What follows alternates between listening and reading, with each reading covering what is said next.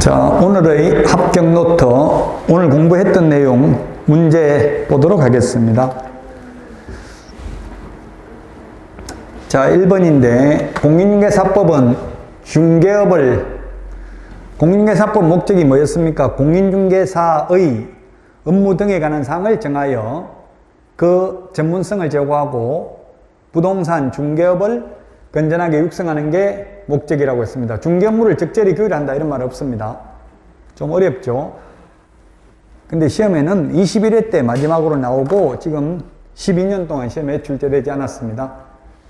자, 2번부터가 중요합니다. 용어 정의 중요한데요. 중개업이 뭐라고 했습니까? 직업을 하는 게 중개업이라고 했죠? 직업인데 우연한 기회에 단 한 번 직업입니까? 아닙니까? 우연히 한 번만 하면 직업 아니죠? 중개업 아닙니다. 그래서 근데 간판 달고 하면 중개업이라고 했습니까? 아니라고 했습니까? 간판 달고 하면 한 건만 해도 간판 달고 하면 중개업이라고 했죠? 간판 달았다는 건 손님 오면 손님 받을 의사가 있기 때문에 처벌받습니다. X입니다. 그래서 간판 달고 하면 중개업이기 때문에 자격증 안 따고 간판 달고 한 건만 중개해도 무등록 중개업자로 3년 이하의 징역이나 3천만 원 이하의 벌금에 처합니다. 자, 그 다음에 3번입니다. 중개라 하면 중개대 사물에 대하여 거래 당사자 간의 매매, 교환, 임대차 행위를 알선하는 것을 말한다. 뭐라고 돼 있어요? 그 X입니까? O입니까? 그게 해설에 뭐라고 돼 있냐고요? 가지고 있는 문제. 이게 기출문제입니다. 기출문제. 좀 어렵죠? 뭐가 빠졌다고 X? 그 밖의 권리 빠졌다고 X. 짜증날 거예요. 이렇게 우리가 학교 다닐 때는 이런 걸 안 풀어봤죠. 근데 우리 공인중개사법은 이런 식으로 기출문제 나온 겁니다. 이게 그 밖의 권리 빠졌다고 X라고요. 조금 힘들 수 있어요. 처음에는. 근데 연습만 좀 하면 딱 정해져 있기 때문에 나왔던 문제가 계속 나오니까요. 그 밖의 권리 빠졌다고 X다. 매매, 교환, 임대차, 그 밖의 권리의 득실병에 관한 행위를 알선하는 것이고, 제가 그래서 그 밖의 권리 중에 대표적인 게 뭐가 있다고 했어요? 저당권. 은행에서 저당권 설정 알선하고 커미션 받아 먹어도 개업공개사는 불법이 아니라고 했죠? 개업공개사 아닌 자가 은행 대출 알선하고 대출 브로커로 처벌받습니다. 계속 알선 수수료를 받아 먹으면. 그 밖의 권리 빠졌다고 X입니다. 중개 대상물에 대해서 거래 당사자 간의 매매, 교환, 임대차, 그 밖의 권리의 득실병에 관한 행위를 알선하는 것을 중개라고 합니다. 자, 공인중개사는 자격증을 딴 사람, 개업공개사는 자격을 취득하여 중개업을 영위하는 자를 말한다 했는데 그냥 등록을 한 자입니다. X입니다. 등록한 상태에서 아직 한 건도 안 한 상태라도 개업공개사입니다. 용어정의 법조문에 있는 그대로 말해야 된다고요. 좀 어렵습니다. 처음에는. 그냥 등록을 한 자. 등록을 한 개업공개사의 종류는 세 가지가 있다. 법인, 인개업공개사, 공인중개사인 개업공개사, 부칙개업공개사 세 가지 종류가 있었죠. 그냥 등록을 한 자 이렇게 돼 있다고요. 용어정의에. 중개업을 영위하는 자. 중개업 영위 안 해도 등록만 해놓으면 개업공개사입니다. 무등록 개업공개사로 처벌받지 않는다고요. 기출문제 지문입니다. 전부 다 100%. 요거 올해 33회 기출문제입니다. 5번도. 개업공개사인 법인의 사원 임원으로서 공인중개사인 자는 해당하지 않는다 했는데 아까 제가 상무이사, 전무이사든 본부장이든 자격증 따가지고 취직하면 뭐라고요? 소속 공인중개사. 자격증 없이 취직하면 중개보조원. 따라서 상무이사든 전무이사든 본부장이든 자격증이 있으면 소속 공인중개사고 자격증 없으면 보조원이다. 그래서 해당하지 않는다 X입니다. 법인의 임원, 상무이사라도 자격증이 있으면 소속 공인중개사에 해당된다. 5번 X고요.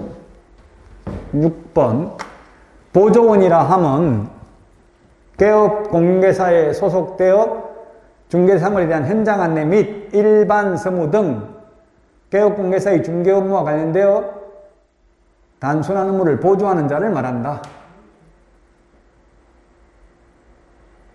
무슨 말이 빠져서 X입니까?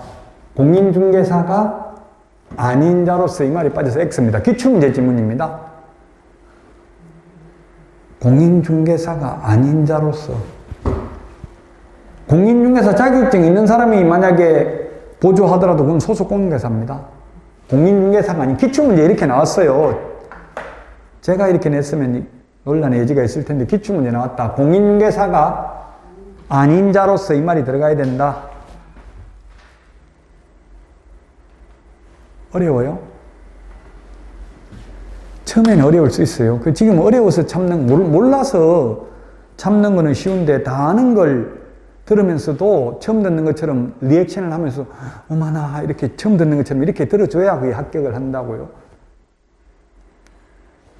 자, 아까 제가 추첨, 당첨 이런 말 들어가면 중개사물 이다 아니다? 아니라고 했죠?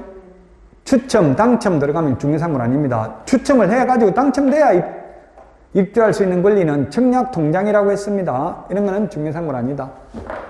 단, 관리 처분, 인가 이런 말 들어가면 중개사물이라고 했죠? 둔촌, 주공, 재건축 아파트, 분양, 입주권 중개사물입니다.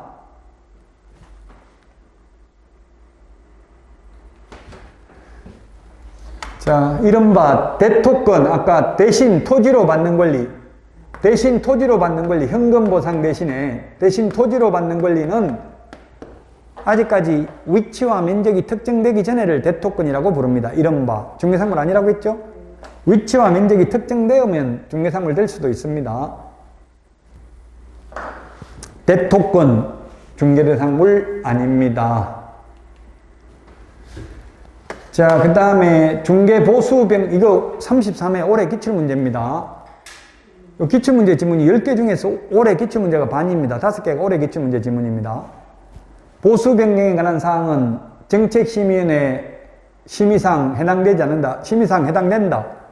심의사항 해당되고 또 이 중개 보수 변경에 관한 사항은 시도의사는 따라야 될 필요 없죠. 자격 취득에 관한 사항을 심의한 경우에는 반드시 시도의사 이에 따라야 된다고 했죠. 보수는 시도별로 다를 수 있습니다. 주택의 경우. 주택에 대한 보수는 국토교통부 령이 정하는 범위 내에서 시도 조례로 정한다. 시도 조례 내용까지는 시험에 안 나온다고 했죠. 시도 조례로 정하는데 시군구 조례로 정한다 하면 X일 뿐입니다. 그것만 기억해야 되겠죠.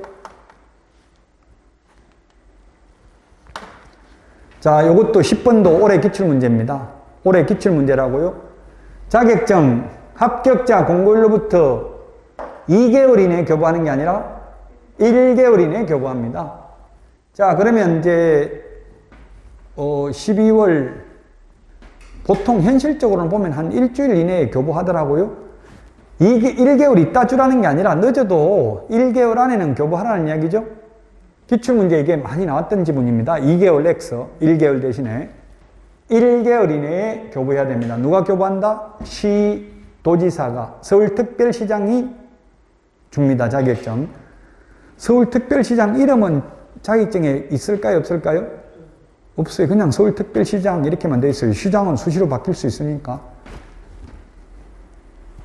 자, 여기까지 해서 10문제 풀어보셨는데요.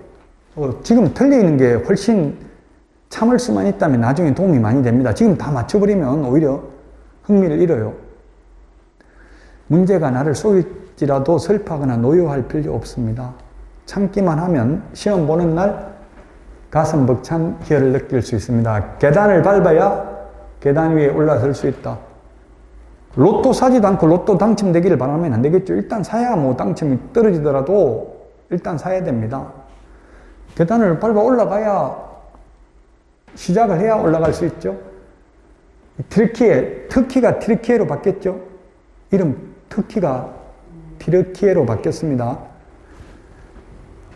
이거 지금 우리 학원 밴드 서울공인모로 검색하면 밴드 나옵니다. 이름. 밴드에도 좋은 자료 많이 있으니까 꼭 가입을 해 주시고요. 오늘 고생 많이 하셨고요. 다음 주에 찾아뵙도록 하겠습니다. 수고하셨습니다.